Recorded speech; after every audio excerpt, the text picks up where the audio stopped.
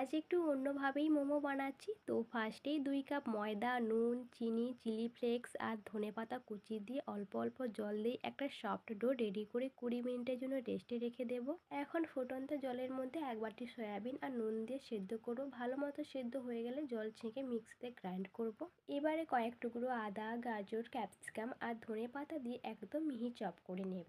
এখন সয়াবিনের ওপর এই চপ করা সবজি, নুন, chilli flakes, chaat masala, vinegar আর সয়া সস দিয়ে ভালো করে মিশিয়ে নেব।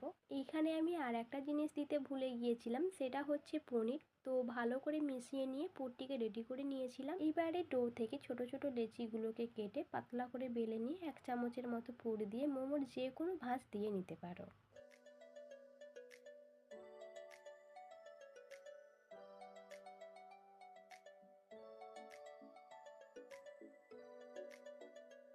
এখন কিছুটা তেল ব্রাশ করে একে একে মোমোগুলোকে সাজিয়ে 20 মিনিটের জন্য স্টিম করে নেব। ব্যাস, এবারে 20 মিনিট পর দেখো মোমোগুলো একদমই রেডি হয়ে গেছে।